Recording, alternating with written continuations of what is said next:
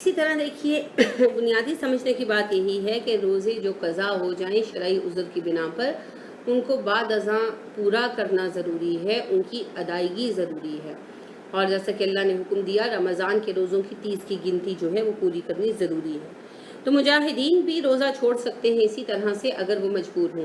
यानी एक तो ये है ना कि फ़ौजियों की ड्यूटियाँ लगी हुई हैं, फ़ौजी जो हैं वो मुख्तलिफ़ जगहों पर ड्यूटी दे रहे हैं, वो ड्यूटी मामूल की है तो उसमें रोज़ा नहीं छोड़ सकते। अलबत्ता ज़रूरत पेश आ जाए, कोई ऑपरेशन पर जाना है, कोई इस तरह का काम है और उसमें रोज़ा रखना उनके लिए मुश्किल है, तो बिल्कुल वो रोज़ा छोड़ सकते हैं, शरई उज़्र है, मगर बाद में उन्हें भी उसकी क़ज़ा देनी होगी।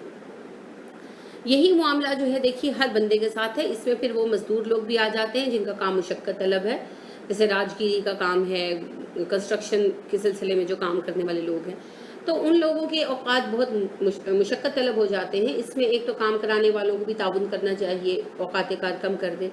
काम करने वालों को भी थोड़ा बीच में, जैसे वो बीच में गैप दे लें, एक आध छुट्टी कर लें, लेकिन रोज़े की बहरहाल माफ़ी नहीं है। अगर किसी दिन तबीयत ठीक ना हो या बहुत गर्मी हो तो रोज़ा छोड़ सकते हैं, मगर फिर उसकी क़ज़ा बाद में करनी हो।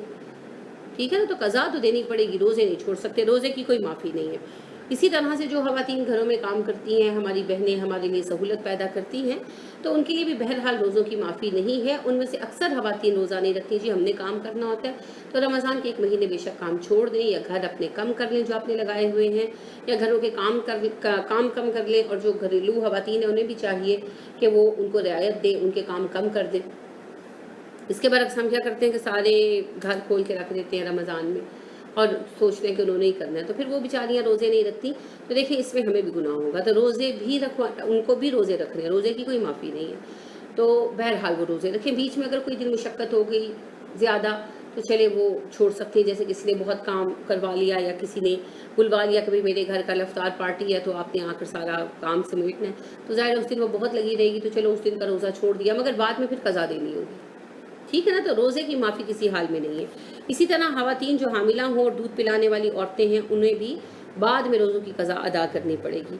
अनस बिन मालिक काबी कहते हैं कि रसूल अकरम सल्लल्लाहु अलैहि वसल्लम ने फरमाया, बेशक अल्लाह ताला ने मुसाफिर से रोज़ा और निस्फ़ नमाज और हामिला और दूध पिलाने वाली औरत से सिर्फ रोज़ा मुअख्खर कर दिया है। तो ये अबू दाऊद की हदीस नंबर 2107 है, अहमद की चौथी जिल्द की 377 नंबर हदीस है, अबू दाऊद की 2308 है, तिरमिज़ी की 715, नसई की चौथी जिल्द की 180 नंबर हदीस है, इब्ने माजा की 1667, इब्ने खुज़ैमा की 2032, अब्द बिन हुमैद की 431वीं हदीस है। तो बात यह है कि आप रोज़ा मुअख्खर कर सकते हैं, छोड़ नहीं सकते। मैंने ख़वातीन की एक बड़ी तादाद में ये चीज़ पाई कि वो रोज़ा लौटाती नहीं हैं, लिहाजा मैंने ऐसी भी ख़वातीन से मुझे गुफ्तगू का मौका मिला जिनके 12-12, 13-13, 14-14 साल के रोज़े उन पर बाकी हैं क़ज़ाएँ, और ऐसी भी ख़वातीन मेरी नज़र से गुज़री जिन्होंने बलूगत से लेकर आज तक हैज़ के रोज़ों की क़ज़ा नहीं अदा की। तो देखिए ये रोज़ा तर्क करने ही की इस उम्र में ज़िम्न में आता है। अगर रोज़े की क़ज़ा इरादतन अदा नहीं की तो रोज़ों की क़ज़ा अदा करें। अब उस सूरत में क्या किया जाए कि बहुत सारे रोज़े जमा हो गए, किसी के 100 बन गए, किसी के 200 बन गए, तो देखिए ये है कि ये जो रोज़े इकट्ठे हो गए और 100-200 रोज़े बन गए, तो फिर आप इसको हिकमत के साथ अदा कर सकते हैं, इतना मुश्किल भी नहीं है। इरादा पहले पुख्ता कर लें। तो आप सर्दी के दिनों में रोज़े रखें, दिसंबर, जनवरी, फरवरी, आप तीनों महीनों में मुसलसल रोज़े रखें, तो आपके 75-80 रोज़े अदा हो जाएंगे, ठीक है, बाकी के दिनों के। अब आप 2-3 साल रखेंगे तो आपके रोज़े अदा हो जाएंगे। अगर तो किसी के 100 रोज़े हैं तो 2 सालों में अदा हो जाएंगे, 200 हैं तो 3 सालों में अदा हो जाएंगे, कोई बड़ी बात नहीं है।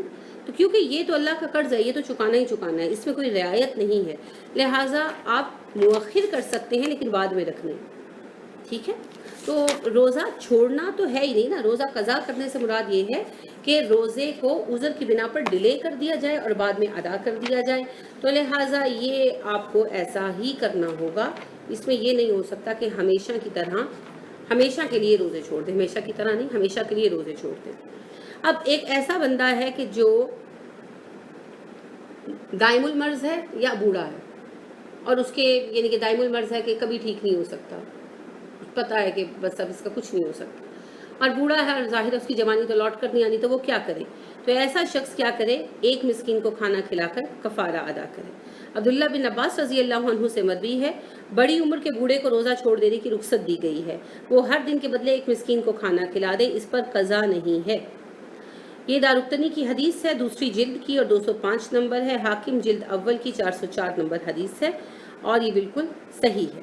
اب دیکھیے بات یہ ہے کہ جو شخص بوڑھا ہے بہت، جیسے اس کی 80 سال 85 سال عمر ہو گئی اور کمزور بھی اتنا ہے کہ وہ روزہ نہیں رکھ سکتا، تو جوانی پلٹ کر تو نہیں آنی، لہٰذا پھر اس کے بدلے میں وہ کھانا کھلا سکتے ہیں۔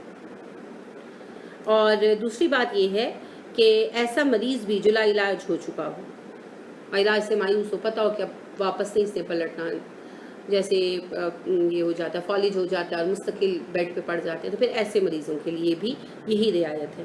معاذ بن جبل رضی اللہ عنہ سے حضرت سلمہ بن عقو کی روایت ہے، اور انہوں نے بھی یہی بیان کیا کہ سورہ بقرہ کی یہ جو آیت ہے، فمن شہد منکم الشہر فلیصم، جب یہ آیت نازل ہوئی تو اللہ تعالیٰ نے اس ماہ کا روزہ ہر مقیم تندرست شخص پر لازم کر دیا، جبکہ مریض اور مسافر کے لیے اس میں رخصت دے دی۔ یہ ابو داؤد کی روایت ہے، 478 479۔ احمد کی بھی روایت ہے، جلد 5 کی 233۔ ابو داؤد میں اس کی جو سند ہے وہ بھی بالکل درست ہے، اور احمد کی سند بھی بالکل درست ہے، کہ جو مقیم اور مسافر ہے ان کا بھی فرق ہے، ان کو رعایت ہے، اور صحت مند اور مریض کو بھی رعایت کا بھی فرق ہے، کہ صحت مند پر فرض ہے اور مریض کو رعایت ہے۔ اب مریض کے حال پر ڈیپینڈ کرتا ہے، اگر مریض قابل صحت ہے، یعنی وہ ٹھیک ہو سکتا ہے، مرض عارضی ہے، یعنی کہ جوائنٹس ہو گیا ہے یا اور کوئی ایسی تکلیف ہو گئی ہے، تو وہ جب صحت یاب ہوگا تو لوٹائے گا، قضا دے گا ان کی۔ اور اگر مرض دائمی ہے، دائم المرض بندہ ہے، اور اس میں وہ روزے بالکل نہیں رکھ سکتا، تو پھر وہ فدیہ ادا کرے گا۔ عبداللہ بن عباس رضی اللہ عنہ سے مروی ہے کہ یہ جو آیت اتری وَعَلَى الَّذِينَ يُطِيقُونَهُ، یہ منسوخ نہیں ہے، بلکہ یہ ایسے بوڑھے مرد اور بوڑھی عورتوں کے لیے ہے جو روزہ رکھنے کی طاقت نہیں رکھتے، تو وہ ہر دن کے بدلے ایک مسکین کو کھانا کھلا دیں گے۔ یہ بخاری کی روایت ہے، 4505 اس کا نمبر ہے، اور نسائی میں 190 اس کا نمبر ہے، طبری کی 81 حدیث ہے۔